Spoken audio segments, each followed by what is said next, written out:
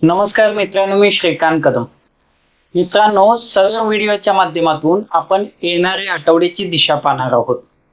तर पूर्वी तुम्हाला एक गोष्ट कळवू इच्छितो. येणाऱ्या 12 दिवसात फक्त मार्केट 5 दिवस चालू असणार. ओके, म्हणजे मार्केटला 7 सुट्ट्या आहेत आणि 5 वर्किंग डेज आहेत. वर्किंग डेज खूप कमी आहे. आपण हा जो व्हिडिओ बनवतो, ओके, हा व्हिडिओ चा जो टाइम फ्रेम असणार आहे तो 11 एप्रिल पासून असणार. ओके, 11 एप्रिल पासून तुमच्या 17 एप्रिल पर्यंत चालणार. कारण 10 एप्रिलला, ओके, 10 एप्रिलला महावीर जयंतीची सुट्टी आहे. ओके, त्याच्यानंतर 11ला मार्केट चालू राहील.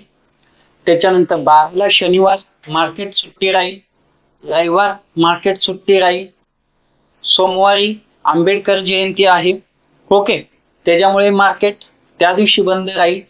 मंगळवार, बुधवार, गुरुवार पुढे 3 दिवस मार्केट चालू राहील. परत शुक्रवारी गुड फ्रायडेची सुट्टी आहे. ओके, अशा पद्धतीने हा आठवडा असणार आहे.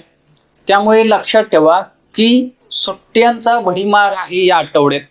वर्किंग डेज कमी आहेत आणि मार्केटमध्ये निगेटिव्ह न्यूजचा माहोल जास्त आहे. आज बुधवार आहे. ओके, उद्या सुट्टी असल्यामुळे मी आजच तो व्हिडिओ बनवलेला आहे. बेसिकली आपण व्हिडिओ जो बनवतो तो शुक्रवारी बनवतो, परंतु एक्सपायरी झालेली आहे. लोक थोडी घाबरलेली असतात. त्याच्यामुळे बोललो की चला ठीक आहे, थोडा लवकरच बनवून ठेवूया व्हिडिओ, म्हणजे कुठे ना कुठेतरी ती भीती कमी करता येईल या हिशोबात. ओके, आता जे मार्केटमध्ये सीन चालू आहे तो टॅरिफचा सीन चालू आहे. म्हणजे बोलतात ना, मार्केट में क्या चल रहा है, टॅरिफ चल रहा है, तसा प्रकार चालू आहे. म्हणजे प्रत्येक देशावर वेगवेगळ्या प्रकारचा ट्रम्प गव्हर्नमेंट कडून टॅरिफ लावण्यात आला. त्याच्यानंतर वेगवेगळ्या प्रतिक्रिया देण्यात आल्या. त्याच्यात सर्वात जास्त जो फोकस होतोय टॅरिफच्या बाबतीत तो चायना आणि अमेरिकेमध्ये होत. का होतोय? कारण ज्या वेळेला अमेरिकेनं चायनावरती 34% टॅरिफ लावला, त्यावेळेला लगेच चायनाकडून सांगण्यात आलं की आम्ही पण अमेरिकेवरती 34% टॅक्स लावतो. तो त्याच्यानंतर त्याला प्रतिउत्तर म्हणून अमेरिकेनं काय केलं, त्यांना सांगितलं की आम्ही अजून याच्यात 50% वाढ करणार. त्यांनी वाढ करताना डायरेक्ट 100%च्या वरती नेला टॅक्स. म्हणजे फॉर एक्झाम्पल पहा, हा माझ्या हातात रिमोट आहे. या रिमोटची किंमत जर 100 रुपये असेल आणि ती जर चायनातून अमेरिकेत जर विक्री करायची असेल तर तो टॅरिफ टॅक्स लागल्याच्या नंतर हाच रिमोट 100 रुपयाचा रिमोट 200 रुपयाला भेटणार आहे. ओके, म्हणजे एक प्रकारे चायना, अमेरिका आणि बाकीच्या कंट्रीमध्ये जर पाहायला गेलं तर टॅरिफ वॉर चालू झालेला. म्हणजे एखादं जमिनीवरचं युद्ध पत्करलं किंवा चला ठीक आहे, किंवा जमिनीवरची भांडणं झाली ती पत्करतात. डोक्यात काहीतरी घातलं, डोकं फुटलं, त्याच्यावरती काहीतरी इलाज करतायत. परंतु हे कॉर्पोरेट वॉर असतं, याच्यावरती सहजासहजी विलाज निघत नाही किंवा सहजासहजी याच्यावरती काही उपाय निघत नाही. ओके, परंतु गेल्या आठवड्यात अजून एक गोष्ट मी तुम्हाला सांगितलेली होती की टॅरिफ येणार हे सर्वप्रथम सर्वांना माहित आहे, मोठ्या इन्व्हेस्टरला. ओके, त्याच्यामुळे एवढं काही घाबरण्यासारखं काही नाही. कारण फॉर एक्झाम्पल पहा, तुम्ही एखाद्या पर्टिक्युलर जागेवरती थांबताय किंवा राहताय, तिथं जर तुम्हाला सांगितलं की येणाऱ्या म्हणजे आठवड्यात त्या ठिकाणाला आग लागणार आहे, तर तुम्ही काय कराल? तिथं काही मौल्यवान वस्तू असतील किंवा काय असतील तर ते बाजूला करून ठेवता ना. तसंच झालेलं आहे की जे मोठे इन्व्हेस्टर आहेत ते ऑलरेडी सावध झालेले आहेत. त्यांनी त्यांची भूमिका घेऊन ठेवलेली आहे. ओके, कारण जर पाहिलं बऱ्यापैकी तर नॉनस्टॉप आहे ना, ती FIDI ची तुम्हाला सेलिंग पाहायला मिळत होती. ओके, म्हणजे DI बाईंग करत होतं पण FII सेलिंग करत होतं. म्हणजे ती कुठे ना कुठेतरी ती पूर्वतयारी झालेली होती. मोठा डायनेमिक फरक असा पडेल असं वाटत नाही, तरी पण याला कुठे ना कुठेतरी सोल्युशन निघेल. ओके, म्हणजे चायना अमेरिका या वॉर मध्ये चाललो आहे, टॅरिफ वॉर मध्ये. ओके, इथे कुठे ना कुठेतरी सोल्युशन निघणार आहे. कारण काही झालं तरी कुठून ना कुठून तरी अमेरिकेवरती दबाव तंत्र येईल, बाकीच्याही कंट्री गप बसणार नाहीत. त्याच्यामुळे इथे पॅनिक होण्यासारखं काही नाही. फक्त एक गोष्ट लक्षात ठेवा, जोपर्यंत हे वातावरण निवळत नाही तोपर्यंत हेवी ट्रेड टाकण्याचा प्रयत्न करू नका. किंवा कोणत्याही प्रकारे पॅनिक होण्याचा प्रयत्न करू नका. कितीही पडलं मार्केट, ओके, तरी त्याला वरती यायचंच आहे. जसं माणूस जन्माला आलाय त्याला फायनली वरती जायचं आहे, तसं मार्केटला पण खाली आलाय तर त्याला वरती यायचंच आहे. ते आज यायच्या ठिकाणी उद्या येईल, परवा येईल, वर्षाने येईल, पण ते वरती येईल. त्याच्यामुळे घाबरण्यासारखं काही नाही. थोडंसं स्वतःला पॅनिक करून घेऊ नका, कुठेतरी सावरण्याचा प्रयत्न करा. ओके, त्याच्यावरती सोल्युशन निघालं. लास्ट वीक मध्ये जसं मी बोललेलं की ही पूर्वतयारी ऑलरेडी केलेली आहे, तुम्हाला त्याची झलक पाहायला मिळालेली असेल. ओके, तर एक दिवशी मार्केट डायरेक्ट 1000 पॉईंटनी निफ्टी पडतो, दुसऱ्या दिवशी परत तो निफ्टी कव्हर होतो, तिसऱ्या दिवशी परत तो निफ्टी कव्हर होतो. ओके, म्हणजे बऱ्यापैकी त्यानं कव्हर करण्याचा प्रयत्न केला. 1000 पॉईंट नाही कव्हर करता आला, परंतु त्यानं बऱ्यापैकी कव्हर करण्याचा प्रयत्न केला. आणि तुम्हाला हे सांगितलेलं होतं की हे रिटेल कस्टमरमुळे थोडंसं सेलिंग प्रेशर वाढू शकतं. तेच झालं, कारण 1000 पॉईंट पडलं त्यावेळेला ते रिटेल कस्टमरचं सेलिंग होतं जास्तीत जास्त.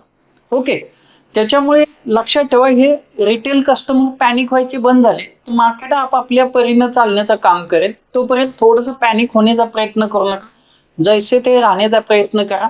आणि सर्वात महत्वाची गोष्ट, ओके, ती म्हणजे काय आहे, 23,870 ही आपल्याला लेवल माहिती आहे. ओके, ती रिपीट तुम्हाला करतो. ज्या दिवशी 23,870च्या वरती निफ्टी क्लोजिंग देईल त्या दिवसापासून आपण बाईंग करायला काय हरकत नाही, फ्रेश बाईंग झाली किंवा एव्हरेज करायला. तोपर्यंतही तुम्हाला थोडासा संयम ठेवणं गरजेचं आहे. ओके, आता मोठा विकेंड येतोय, सुट्ट्या बऱ्याच येत आहेत, तर थोडंसं मार्केटला इग्नोर करण्याचा प्रयत्न करा. कारण माहिती आहे की तुमच्या पोर्टफोलिओ रेड मध्ये दिसत असतील, थोडंसं टेन्शन आलेलं असेल, बाकीच्या गोष्टींनी थोडंसं स्वतःला इन्व्हॉल्व करा, म्हणजे ते डिप्रेशन झालं काही झालं तर त्याला कुठेतरी कंट्रोल करा. ओके, आता आपण मेन मुद्द्याकडे जाऊ. म्हणजे या आठवड्यात आपल्याला निफ्टी आणि बँक निफ्टीच्या लेवल काय असतील त्या एकदा जाणून घेऊया. कारण मार्केटमध्ये हाय व्हॉलिटिलिटी पाहायला मिळणार आहे, कारण विक्स इंडेक्स खूप प्रचंड वाढलेला. ओके, एक तर मार्केट सकाळच्या ओपनिंग मध्ये गॅप अप किंवा गॅप डाऊन मध्ये तुम्हाला दाखवेल, त्याच्यानंतर मार्केट थोडंसं साईडवेज मध्ये राहण्याचा प्रयत्न करेल. ओके, बेसिकली निफ्टी मध्ये मुवमेंट किती असते, 100-200 पॉईंटची, तुम्हाला 500-600 पॉईंटच्या पण मुवमेंट पाहायला मिळू शकतात. ओके, त्यामुळे कुठेही पॅनिक होऊ नका. मी लेवल देतोय त्या लेवलवरती थोडंसं लक्ष ठेवण्याचा प्रयत्न करा आणि त्याप्रमाणे काम करा. ओके, तर या निफ्टी आणि बँक निफ्टीच्या लेवल काय आहेत सविस्तर आपण या व्हिडिओच्या माध्यमातून जाणून घेऊया. चला.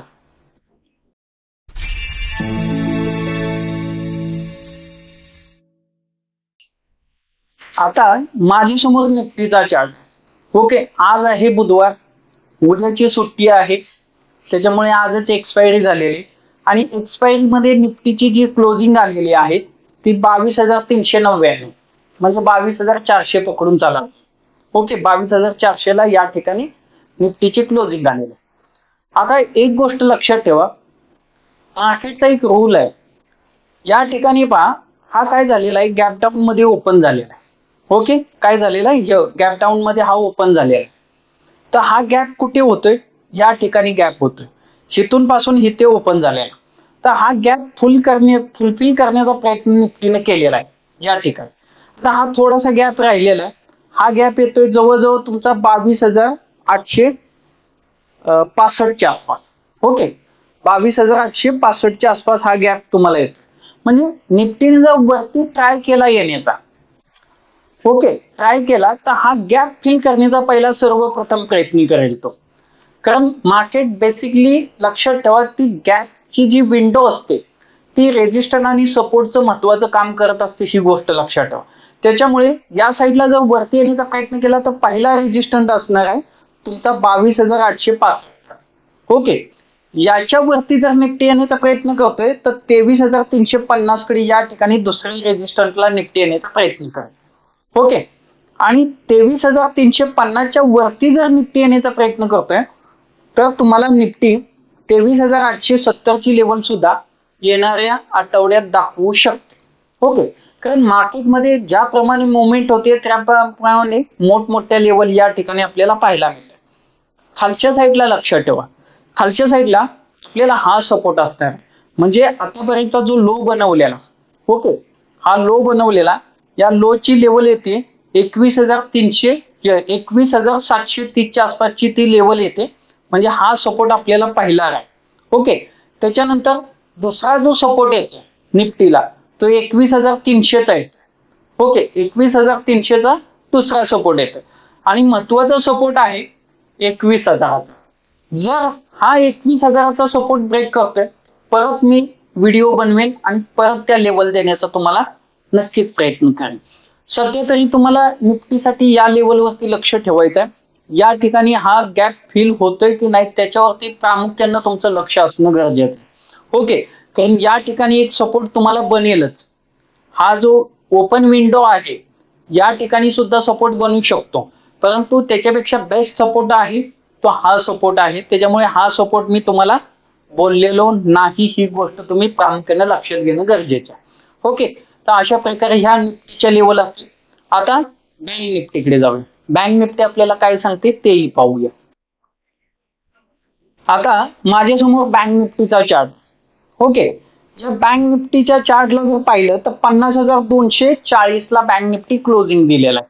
ओके, 50,240 ला बँक निफ्टीनं क्लोजिंग दिलेला आहे. बँक निफ्टी पण या ठिकाणी गॅप डाऊन मध्ये ओपन झालेला. ओके, त्याच्यानंतर बँक निफ्टीने रिकव्हरी करण्याचा या ठिकाणी चांगल्या प्रकारे प्रयत्न केलेला.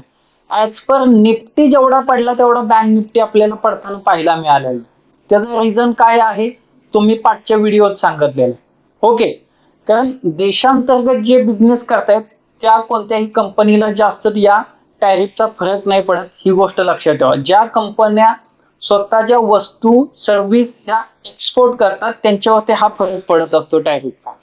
आता हे बँक निफ्टीमध्ये बँकाच आहेत. बँका काय करतात, देशांतर्गत आहे ना जास्तीत जास्त व्यवसाय करण्याचा प्रयत्न करतात, त्याच्यामुळे बँक निफ्टीवरती एवढा फरक नाही पडत.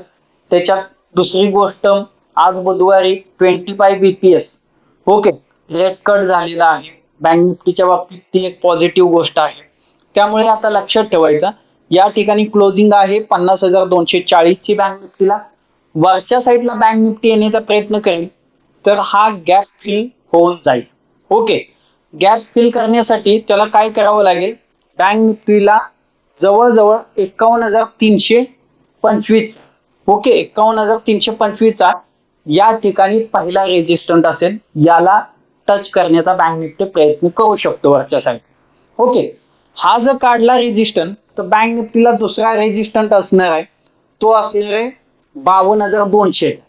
ओके, या ठिकाणी 52,200 चा दुसरा रेजिस्टंट असेल आणि 52,200 चा जर रेजिस्टंट बँक निफ्टी काढतोय आणि वरती येण्याचा प्रयत्न करतोय तर लक्षात ठेवा तुम्हाला 53,050 ची लेवल सुद्धा या आठवड्यात बँक निफ्टी दाखवू शकतो. ओके, आता हे झालं वरच्या साईडला. बेसिकली लेवल जे आहेत त्या मोठमोठे येत आहेत, कारण विक्स इंडेक्स हाय झालेला आहे आणि या टॅरिफमुळे मोठ्या प्रमाणात गॅप अप गॅप डाऊन मध्ये मार्केट होतंय, त्यामुळे मोठ्या लेवल आहेत. ओके, आता या ठिकाणी लक्षात ठेवा खालच्या साईडला जर आपण विचार केला तर या ठिकाणी आपल्याला सपोर्ट मिळतो, म्हणजे याचा सपोर्ट इथे येतोय, पण मला वाटतं की याच्यापेक्षा या ठिकाणी सपोर्ट करण्याचा जास्त प्रयत्न करेल 49,500 ला. ओके, 49,500 जर बँक निफ्टीनं तोडण्याचा प्रयत्न केला तर सहजरित्या ही लेवल तोडून टाकेल. ओके, त्याच्यामुळे हा सपोर्ट पकडण्याची गरज नाही. डायरेक्ट आपल्याला जो सपोर्ट पकडायचा आहे तो 48,790 चा पकडायचा. ओके, या ठिकाणी 48,790 चा सपोर्ट आपल्याला पकडून चालायचा. हा जर सपोर्ट ब्रेक झाला तर जोरात अजून बँक निफ्टी खाली येऊ शकतो आणि बँक निफ्टीला थर्ड सपोर्ट असणार आहे 47,710 चा. ओके, या ठिकाणी 47,710 चा सपोर्ट असणार आहे. हा जर सपोर्ट बँक निफ्टी ब्रेक करतो ह्या येणाऱ्या आठवड्यात तर मी याच्या लेवल सुद्धा परत तुम्हाला अपडेट करून देईल, ही गोष्ट तुम्ही प्रामुख्याने लक्षात घेणं गरजेचं आहे. ओके, परत एकदा तुम्हाला रिपीट करतो मी की या आठवड्यात 12 दिवसात 7 दिवस सुट्टे आणि 5 दिवस मार्केट चालू आहे. ओके, ज्या वेळेला मार्केटला काम करायला वेळ कमी भेटतो त्यावेळेला मार्केट अजूनही पॅनिक होत असतं, त्याच्यामुळे हेवी ट्रेड टाकण्याचा प्रयत्न करू नका. थोड्याशा सुट्ट्या आहेत तर सुट्ट्यांना एन्जॉय करण्याचा प्रयत्न करा. ओके, म्हणजे कुठे ना कुठेतरी ते बर्डन जे आलेलं आहे किंवा टेन्शन आलेलं आहे त्याला कुठे ना कुठेतरी सावरण्याचा प्रयत्न होईल. ओके, तर दिलेल्या व्हिडिओतली माहिती तुम्हाला कशी वाटली? आवडलेली असेल नक्की आपल्या व्हिडिओला शेअर करण्याचा प्रयत्न करा, लाईक करण्याचा प्रयत्न करा आणि सबस्क्राईब करण्याचा प्रयत्न करा. आणि काही शंका असेल किंवा काही प्रश्न असेल, कमेंट बॉक्स ओपनच आहे, त्याच्यात कमेंट करा. तुमच्या कमेंटला नक्कीच प्रतिक्रिया देण्याचा माझ्याकडून प्रयत्न केला जाईल. धन्यवाद.